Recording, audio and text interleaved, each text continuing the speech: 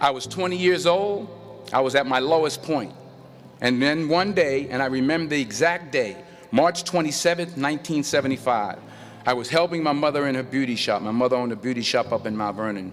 And there was this older woman who was considered one of the elders in the town. And I didn't know her personally, but I was looking in the mirror, and every time I looked at the mirror, I could see her behind me, and she was staring at me. She just kept looking at me. Every time I looked at her, she kept giving me these strange looks. So she finally took the dryer off her head and she said something I'll never forget. First of all, she said, "Somebody give me a piece of paper. Give me a piece of paper." She said, "Young boy, I have a prophecy, a spiritual prophecy." She said, "You are going to travel the world and speak to millions of people." I began at Fordham University as a pre-med student. I took a course called cardiac morphogenesis. I couldn't read it, I couldn't say it, I sure couldn't pass it. So then I decided to go into pre-law, then journalism. And with no academic focus, my grades took off in their own direction. I was a 1.8 GPA one semester, and the university very politely suggested that it might be better to take some time off. I found that nothing in life is worthwhile unless you take risks. Nothing. Nelson Mandela said, "There is no passion to be found playing small and settling for a life that's less than the one you're capable of living." Fail big. You will fail at some point in your life. Accept it. You will lose. You will embarrass yourself. You will suck at something. There's no doubt about it. In the acting business, you fail all the time. Early on in my career, I auditioned for a part in a Broadway musical. Perfect role for me, I thought. So I'm in the wings, I'm about to go on stage, but the guy in front of me, he's singing like Pavarotti, and I'm just shrinking, I'm getting smaller and smaller.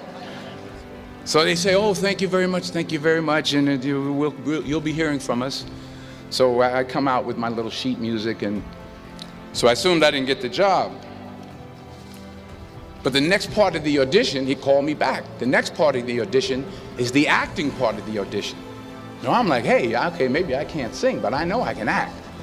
So they pair me with this guy, and again, I didn't know about musical theater. And musical theater is big, so they can reach everyone all the way in the back of the stadium. And I'm more from a realistic, naturalistic kind of acting where you actually talk to the person next to you. So I don't know what my line was. My line was, "Well, hand me the cup." And his line was, "Well, I will hand you the cup, my dear. The cup will be there to be handed to you."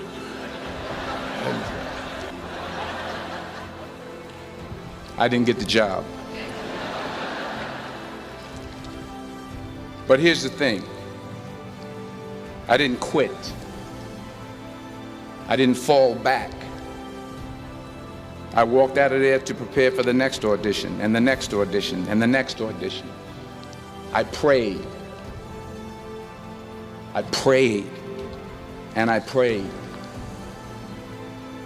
But I continued to fail, and fail, and fail. But it didn't matter, because you know what?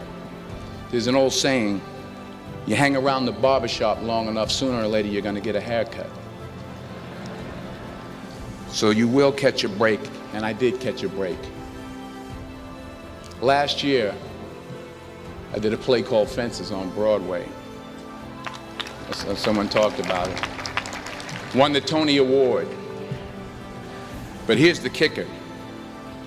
It was at the Court Theater. It was at the same theater that I failed that first audition 30 years prior. Reggie Jackson struck out 2,600 times in his career, the most in the history of baseball. But you don't hear about the strikeouts. People remember the home runs. Fall forward. Thomas Edison conducted 1,000 failed experiments. Did you know that? I didn't know that. Because the 1,001st was the light bulb. Fall forward. Now, I'm sure in your experiences in school and applying to college and picking your major and deciding what you want to do with life, I'm sure people have told you to make sure you have something to fall back on. Make sure you got something to fall back on, honey. But I never understood that concept, having something to fall back on. If I'm going to fall, I don't want to fall back on anything except my faith. I want to fall forward. I figure at least this way I'll see what I'm going to hit. Fall forward. The point is, every graduate here today has the training and the talent to succeed. But do you have the guts to fail? While it may be frightening, it will also be rewarding.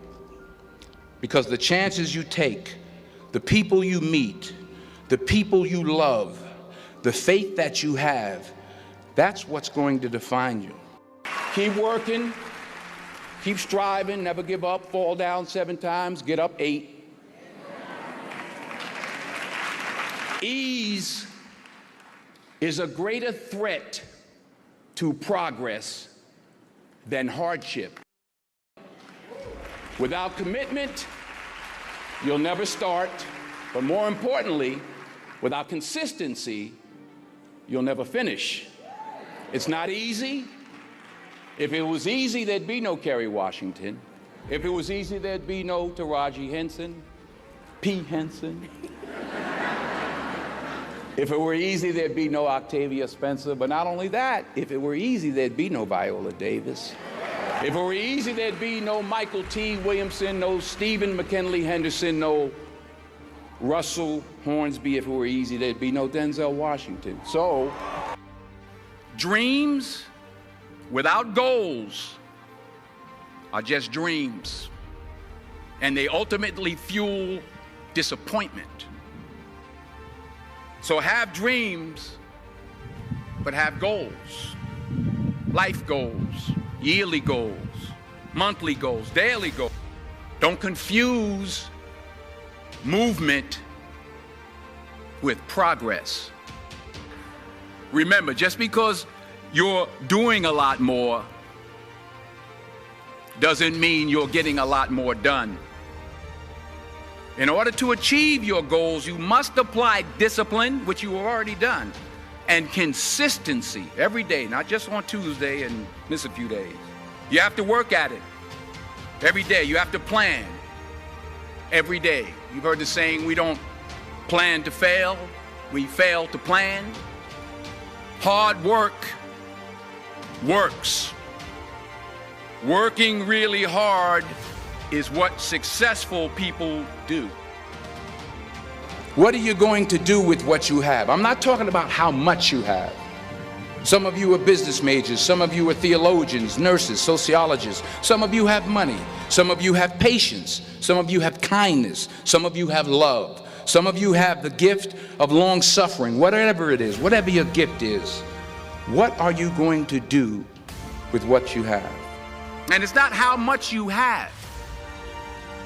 It's what you do with what you have. We all have different talents. Some of you will be doctors, some lawyers, some scientists, some educators, some nurses. The most selfish thing you can do in this world is help someone else. Why is it selfish? Because the gratification, the goodness that comes to you, the good feeling that I get from helping others, nothing's better than that.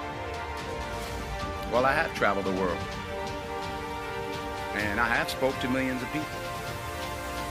But that's not the most important thing, the success that I had. The most important thing is that what she taught me and what she told me that day has stayed with me since. I've been protected, I've been directed, I've been corrected. I've kept God in my life, and it's kept me humble. I didn't always stick with him, but he always stuck with me. So stick with him in everything you do. If you think you want to do what you think I've done, then do what I've done. Today is the beginning of the rest of your life, and it can be very frightening. It's a new world out there. It's a mean world out there, and you only live once. So do what you feel passionate about. Take chances. Don't just aspire to make a living. Aspire to make a difference.